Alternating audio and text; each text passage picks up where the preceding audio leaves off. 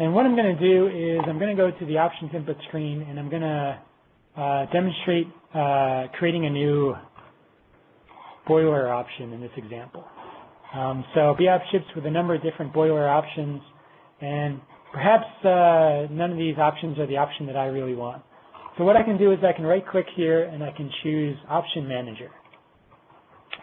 And here we get the full list of options that are defined sort of in your library.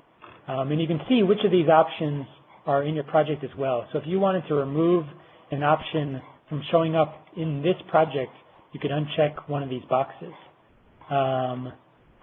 There's also more information here. If you click the More button, there's some additional information that, let's say you not only wanted to not have this option show up in this project, but you don't ever want it to show up in any future projects.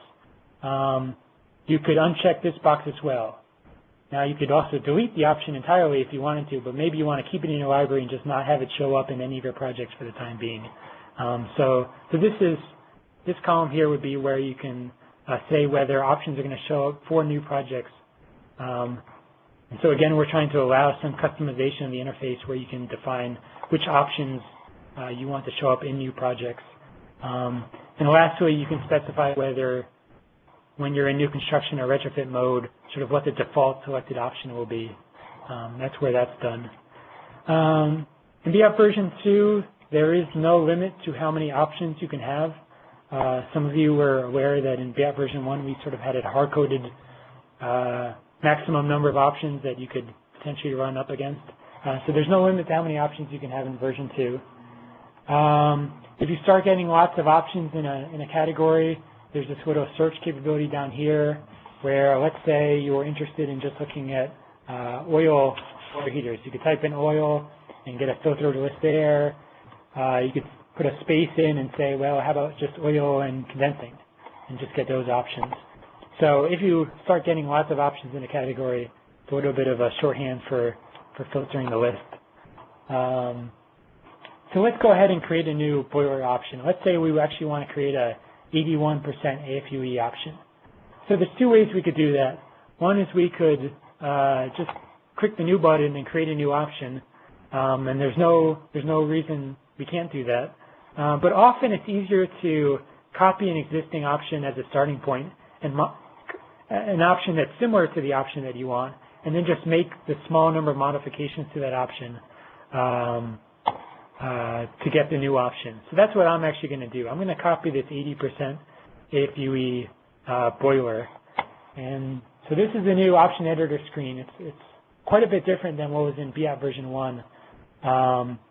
But there's more information that's in version 2, and we're trying to tailor it a little bit more to make it more user-friendly for what you're doing. So if you're specifically creating a new option here, it's going to ask you for the option name, so I'll call it an 81% AFUE furnace. And then you've got the list of properties here. And for each of these properties, there's a little question mark where you can get more information about what the input is that's being asked of you. And so here's the AFUE property, so I'm going to go ahead and change that to 0.81.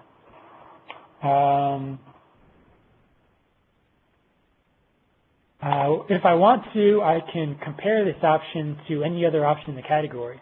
So I could actually compare this option to the 80% option that I copied, and as you can see, every option is exactly the same in terms of properties, with the exception of the AFUE value that I put. And then at the bottom here, there can often be calculated values based on these properties. So in this situation, we have the HIR, which BEopt tells me is the heating input ratio, and you can see that we're getting slightly different calculated values because of the differences in the AFUE. I'm going to go ahead and close that again, but that can be useful just to be able to make sure that you've got the values that you want compared to some other option. In BEopt version 2, we also have the ability to create what we call temporary options, which are options not saved to the library. So if this is a one-time or a throwaway option that you want to use it in this project file, but you don't want to save it to your library and you're never going to use it again, you could check this box right here. And then there's a box about whether you want to include this option in new projects so that for every new project that you create in BEopt, should this option show up in your option list or not. If you choose not to check this, you can, of course, always bring the option in at a future point. This is just about whether, when you create the new project, the option shows up by default. So go ahead and click the next button. And so the first screen, as you saw, there's two screens to the option editor. The first screen was about properties, and the second screen is about costs. So here we have material and labor costs split up into two different tabs. And so here's where you would specify your cost of the material cost of the boiler. And at the moment, because we copied the 80% AFUE option, these are the costs and lifetimes that are being put in here. So let's say that, in fact, I'm going to pick a new cost source, and this is my own cost source, and I'll say the 81% AFUE boiler actually has a higher cost than the 80% boiler, so let's say it's 22.35, and let's say the lifetime is the same. Now let's say actually that we have an additional report, let's say a Building America report that specifies that the lifetime for boilers is actually 30 years. So we can store all that information in here, and then we can choose what information we want to use for a given analysis. So there's a lot of flexibility to store multiple data from different cost sources.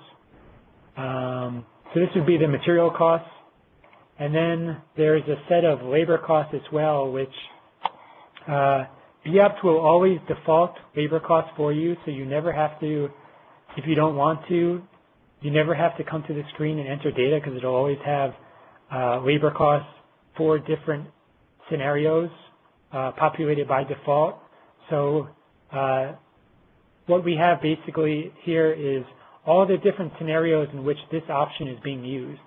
So you can install this option in the context of new construction, install it in the context of retrofit, you could remove it in the context of retrofit, and then there's a series of replacements where either you're replacing another option with this option, or you're replacing this option with another option.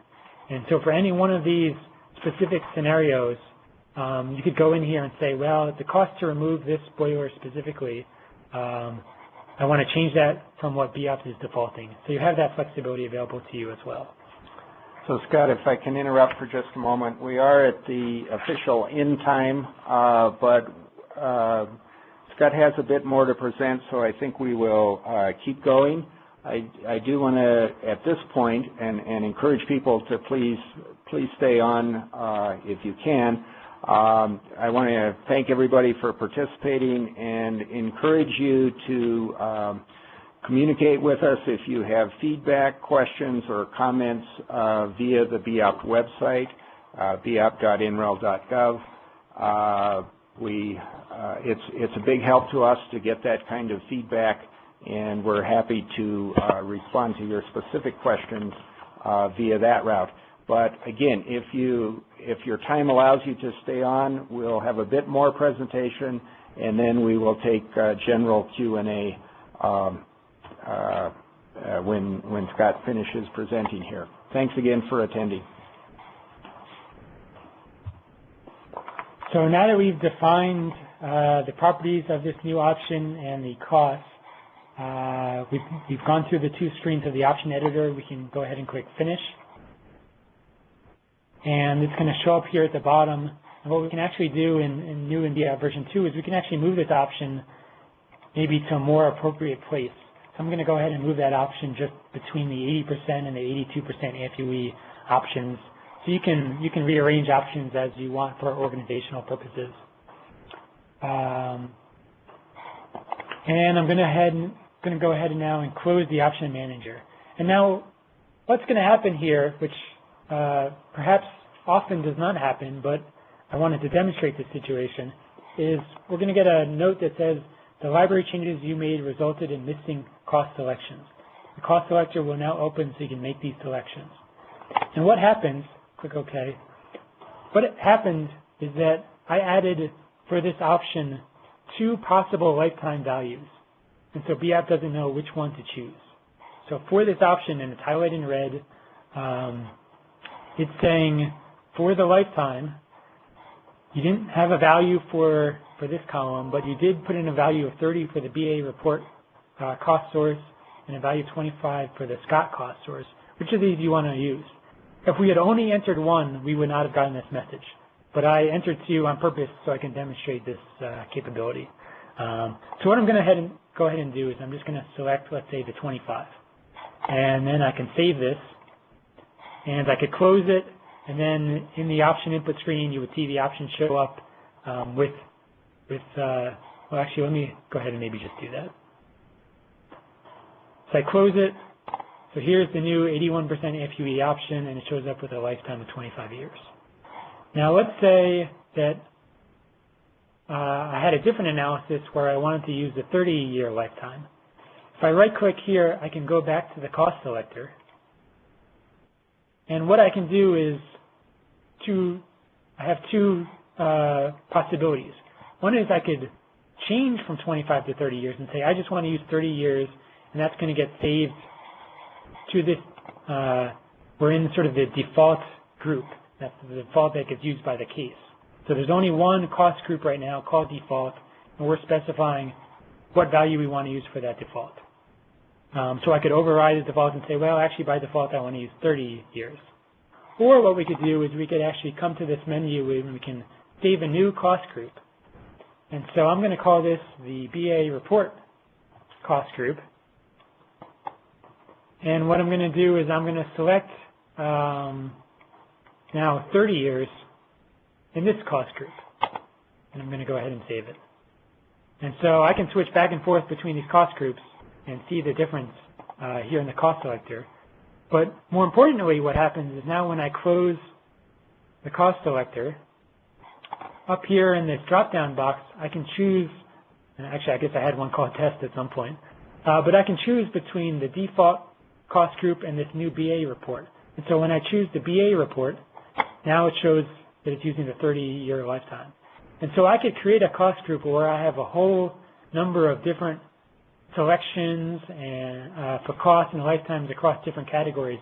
And I can very quickly apply all those selections to a given analysis on a case-by-case basis. So I could, in this situation, this might be, so I could create actually a new case.